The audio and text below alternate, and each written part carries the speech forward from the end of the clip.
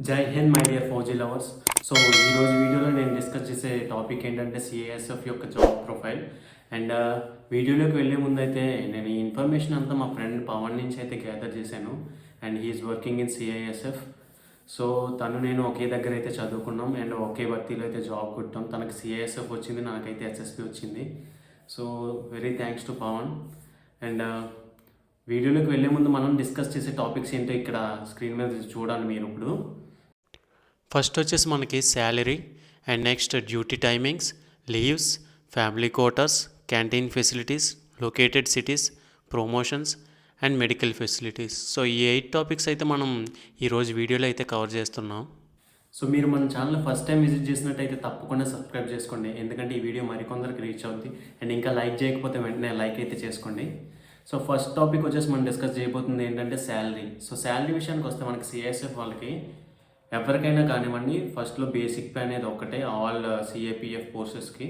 So basic pay వచ్చేసి మనకి ఎంత అంటే 21,700 అండ్ ఇది ఎవ్రీ ఇయర్ కూడా ఇంక్రీజ్ అవుతూనే ఉంటుంది. So 21,700 plus TPT plus DA ఇలా మొత్తం అన్నీ చూసుకుంటే మనకి ట్రైనింగ్లో వచ్చేసి ఎంత వస్తుందంటే 30K నుంచి 32 వరకు అయితే వస్తుంది. ఇది ఓన్లీ ట్రైనింగ్లో మాత్రమే. ట్రైనింగ్లో అందరికీ సిఏపిఎఫ్ అన్ని ఫోర్సెస్కి కూడా నియర్లీ 32 to 34K అయితే వస్తుంది బ్రో. అండ్ నెక్స్ట్ మనం చూసుకుంటే after training. So after training ఏంటంటే అది depend upon your area location బట్టి. అక్కడ రిస్క్ ఎక్కువ ఉంటే మీకు హైయెస్ట్ వెళ్ళేది ఏంటంటే 23,000 వరకు, 23,100 వరకు కూడా వెళ్ళే అవకాశం ఉంది రిస్క్ ఎలిమెంట్స్. సో మొత్తం కలుపుకుంటే అక్కడ ఒక 23 ప్లస్ 53K వరకు వెళ్ళే అవకాశం కూడా ఉన్నది మనకి రిస్క్ ఏరియా అయితేనే. లేదంటే మామూలుగా ఇప్పుడు 1 ఇయర్ ట్రైనింగ్ కంప్లీట్ చేసినట్టు మీకైతే నియర్లీ 35 to 37K అయితే వస్తుంది, ఎందుకంటే సిఎస్ వాళ్ళకి అంత రిస్క్ ఉండదు. సో అందుకోసమనే వీళ్ళకి కొంచెం శాలరీస్ తక్కువ ఉంటుంది. సో నెక్స్ట్ పాయింట్ వచ్చేసి మనకి ఏంటంటే డ్యూటీ టైమింగ్స్. సో ఈ డ్యూటీ టైమింగ్స్ ఎలా డిపెండ్ అవుతాయి అంటే ఏబిసి 3 షిఫ్ట్స్ అనేవి ఉంటాయి. సో ఈ 3 షిఫ్ట్స్ అనేవి 8 అవర్స్, ఒక్కొక్క షిఫ్ట్ 8 అవర్స్ అనేది ఉంటుంది. సో ఈ 8 అవర్స్ మీరు డ్యూటీ కంప్లీట్ చేసేస్తే మిగతా 16 అవర్స్ మీకు రెస్ట్ ఉంటుంది. బట్ ఫాలోయిన్స్కి అటెండ్ అవ్వాల్సి వస్తుంది, అది కొంచెం ఇబ్బంది. ఎక్సెప్ట్ దట్ మీకు మొత్తం బాగానే ఉంటుంది. అండ్ ఆ టైంలో మీరు చదువుకోవచ్చు, ఫ్యామిలీతో స్పెండ్ చేయొచ్చు అండ్ మీకు నచ్చిన వర్క్ అయితే చేసుకోవచ్చు. బట్ కొన్ని సమయాల్లో ఏంటంటే స్ట్రెంత్ ఎప్పుడైనా తక్కువ అయితే 12 అవర్స్ డ్యూటీలు కూడా చేయాల్సి వస్తుంది, అప్పుడు కొంచెం ఇబ్బందిగా అవుతుంది సిఐఎస్ఎఫ్లో. అండ్ డ్యూటీ టైమింగ్స్కి వచ్చేసి చూసుకుంటే 8 అవర్స్ తర్వాత మీకు అంతా ఫ్రీ. ఇంచుమించు 12 అవర్స్ కూడా ఉంటాయి అక్కడ ఉన్న కమాండర్ని బట్టిని. అండ్ ఒక్కొక్క దగ్గర ఏంటంటే ఒక్కొక్క టైమింగ్స్ నడుస్తుంది అక్కడ ఉన్న ఏరియాని బట్టి. సో 8 అవర్స్ టైమింగ్స్ అయితే అలా రొటేట్ అవుతూనే ఉంటుంది. అండ్ నెక్స్ట్ టాపిక్ వచ్చేసి ఏంటంటే లీవ్స్. సో సిఏపిఎఫ్ ఆల్ ఫోర్సెస్తో కంపేర్ చేసుకుంటే మనకి సిఏఎస్ఎఫ్లో మాత్రమే లీవ్స్ తక్కువ. సో వీళ్ళకి లీవ్స్ ఎంతంటే 45 days. ఈ 45 daysలో 15 days CL and 30 days EL. And ఈ 15 days సిఎల్లో మీకు ఎలా కాదనుకున్నా ఒక 20 days వరకు అయితే వస్తుంది, అంటే ఇంకా ఎక్స్ట్రా 5 days అయితే కలిసే అవకాశం ఉంటుంది, సండేస్, సెకండ్ సాటర్డేస్. సో అలా మీరు ప్లాన్ చేసుకుని వెళ్తే మీకు ఒక 5 to 7 days ఎక్స్ట్రా కలిసి వస్తుంది, లేదంటే మళ్ళీ కొలాప్స్ అవుతాయి. అండ్ 30 days అయితే ఈఎల్ ఉంటుంది. నెక్స్ట్ వచ్చేసి చూసుకుంటే మీకు ఫ్యామిలీ క్వార్టర్స్. సో సిఏఎస్ఎఫ్లో ఫ్యామిలీ క్వార్టర్స్ ఏంటంటే ఆల్ ఓవర్ ఇండియా ఎక్కడైనా అవైలబుల్గా ఉంటాయి, ఎక్సెప్ట్ కొన్ని ఏరియాలు అంటే ఛత్తీస్గఢ్, కొన్ని నక్సల్ ఏరియా అండ్ జమ్మూ కాశ్మీర్ లాంటి ఏరియాలో కొన్ని దిక్కులు మాత్రమే మనకి ఫ్యామిలీ క్వార్టర్స్ అవైలబుల్గా ఉండదు. సో మిగతా అన్ని ఏరియాలో మనకి ఫ్యామిలీస్ అయితే పెట్టుకోవచ్చు, అదొక బెస్ట్ అని చెప్పొచ్చు సిఏఎస్ఎఫ్లోని.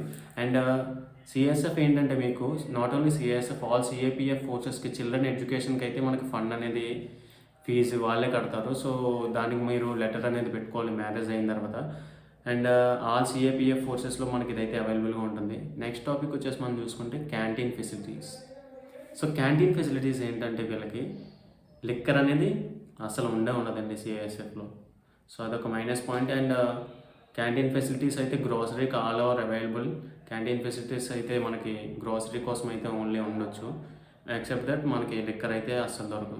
అండ్ నెక్స్ట్ టాపిక్ చూసుకుంటే మనకి located cities. So CSF located cities ఏంటంటే ఆల్ ఓవర్ ఇండియాలో అయితే ఉంది మనకి.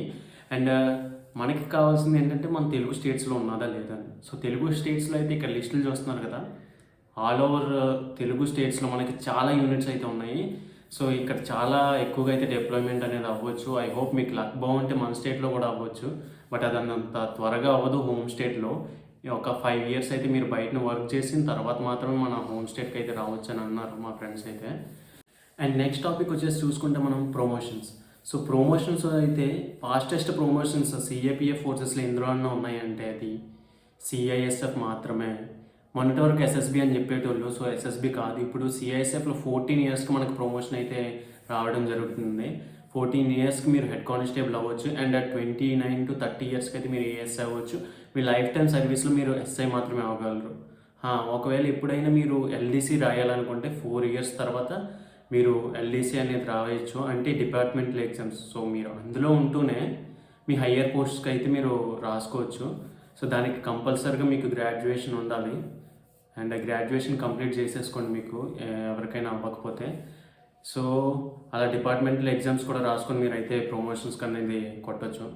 So medical facilities. Next medical facilities చూసుకుంటే మనకి ఆల్ ఓవర్ ఇండియాలో మనకి కొన్ని హాస్పిటల్స్ ఆయుష్మాన్ రికమెండెడ్ హాస్పిటల్స్ అని ఉంటాయి. సో అక్కడ మాత్రమే మనం చూపించుకోగలము ఆల్ సిఏపిఎఫ్ ఫోర్సెస్. అండ్ మీ పేరెంట్స్కి చూపించాలంటే డిపెండెంట్ కార్డ్ చేయించుకోవాలి, ఆర్ మీరు మ్యారీడ్ అయితే మీ వైఫ్కి ఆర్ హస్బెండ్కి అయితే డిపెండెంట్ కార్డ్ చేస్తే మీరు ఆయుష్మాన్ హాస్పిటల్స్లో చూపించుకోవచ్చు. బట్ అది అంత పెద్దగా అయితే వర్క్ అవ్వట్లేదు, నేను కూడా ట్రై చేసాను. అండ్ కొన్ని ఏరియాస్లో మాత్రం బాగా వర్క్ అవుతుంది. అండ్ నెక్స్ట్ టాపిక్ చూసుకుంటే మీరు రిస్క్ ఏరియా అనేది ఎంత ఉంది సిఐఎస్ఎఫ్లో. సో రిస్క్ ఏరియా చూసుకుంటే మనకి ఆల్మోస్ట్ ఇది నాన్ రిస్కబుల్ అండి. రిస్క్ ఏమంతా మనకు అసలు సిఐఎస్ఎఫ్లో ఉండదు, the safest job. But some times ఏంటంటే నక్సలైట్ల ఏరియాలోకి వెళ్ళినప్పుడు మాత్రం మనకి రిస్క్ ఉంటుంది. అదర్వైజ్ మీరు అంటే ఇండస్ట్రియల్ ఏరియాలో ఉండొచ్చు, అండ్ మెట్రోపాలిటన్ ఏరియాస్లో ఉంటారు. అండ్ ఒక్క భయం ఉంటుంది వీళ్ళకి ఏంటంటే కొన్ని ఏరియాస్లో దొంగల భయం అయితే ఉంటుంది. సో దొంగల కొంచెం డ్యూటీలో వెళ్ళట్టుగా ఉంటే అది కూడా ఓకే. సో డోంట్ వరీ మీరు. సో వీడియో అయితే చూసారు కదా, ఎలా అనిపించిందో కామెంట్లో అయితే చెప్పండి. అండ్ ఇంకా ఏదైనా టాపిక్ మిస్ చేస్తుంటే మీరు తప్పకుండా కామెంట్ చేయండి, నేను తప్పకుండా అందరికీ రిప్లై అయితే ఇస్తాను. సో ఇంకా మన ఛానల్ ఎవరైనా సబ్స్క్రైబ్ చేసుకోకపోతే వెంటనే సబ్స్క్రైబ్ చేసుకొని లైక్ అయితే చేసుకోండి. జై హింద్, జై భారత్.